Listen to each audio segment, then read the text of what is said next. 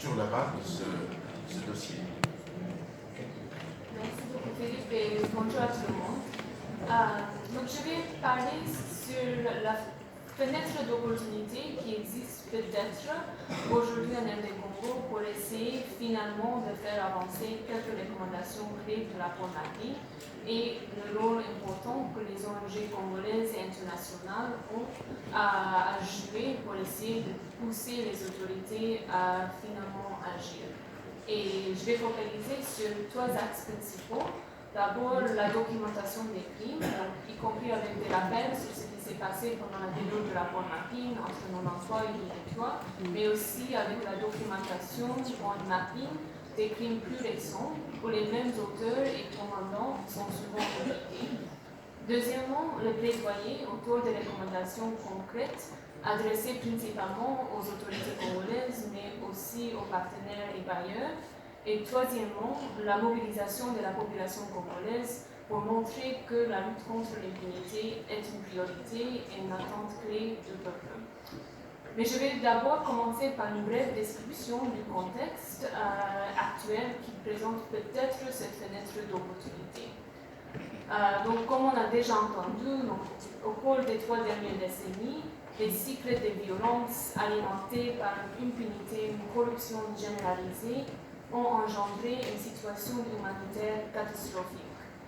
Aujourd'hui, l'ARD Congo compte quelques 4,4 millions de personnes déplacées à l'intérieur du pays. Juste pendant ces 4 dernières années, des milliers de civils ont été tués par les forces de sécurité congolaises, par des milices soutenues par le gouvernement et par des groupes armés.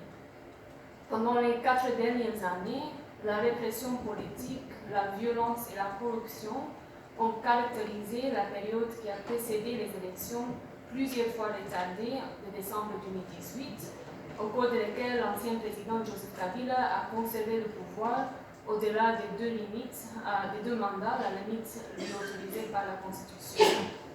Mais la pression croissante au niveau national, régional et international, y compris avec une forte mobilisation du peuple congolais, et aussi l'application des sanctions ciblées internationales, ont finalement dissuadé Kabila de briguer un 3e mandat et l'ont convaincu d'autoriser l'organisation d'élections.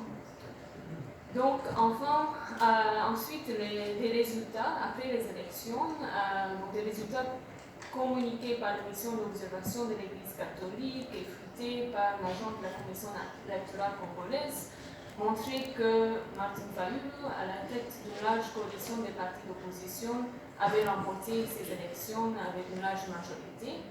Mais la présidence a été donnée à un autre dirigeant de l'opposition, Félix Tshisekedi, pendant que la coalition de Kabila garde un contrôle important sur le Parlement, le gouvernement et les forces de sécurité.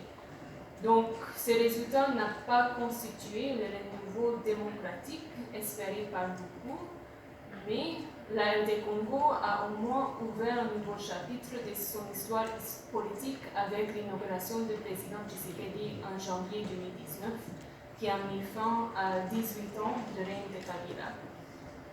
Et en arrivant au pouvoir, Tshisekedi a publiquement exprimé son attachement aux principes des droits humains et au démantèlement du système dictatorial de l'administration Kabila.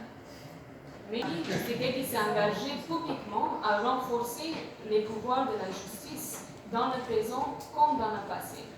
Et il a parlé de l'importance de la création un jour d'un tribunal pénal pour les crimes commis au Congo. Donc, malgré les défis, je crois que ce contexte offre la meilleure chance que le pays ait eu depuis des années pour essayer d'engager des réformes significatives où il y aura peut-être un peu plus de volonté politique à agir qu'on avait avant. Mais c'est clair que ce ne sera pas du tout facile.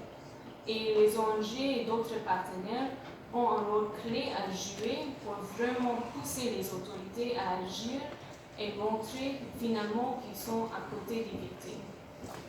Donc, venons au rôle des ONG. D'abord, avec la documentation des crimes, je crois que ce serait important de faire les liens entre les crimes commis pendant la période du rapport Mapping et les crimes plus récents, et même les crimes qui continuent aujourd'hui, comme à Beni et à Minembwe, par exemple. Il est important de montrer que l'impunité a seulement encouragé les auteurs et les commanditataires à continuer à commettre de nouveaux crimes et qu'il n'y aura pas la paix ni la stabilité sans la justice. Il est difficile d'imaginer que les opérations militaires encore à Beni, par exemple, vont vraiment réussir à mettre fin aux groupes armés et au cycle vicieux de violence si les mêmes commandants qui ont commis des graves violations des droits humains dans le passé continuent à commander des troupes sur le terrain.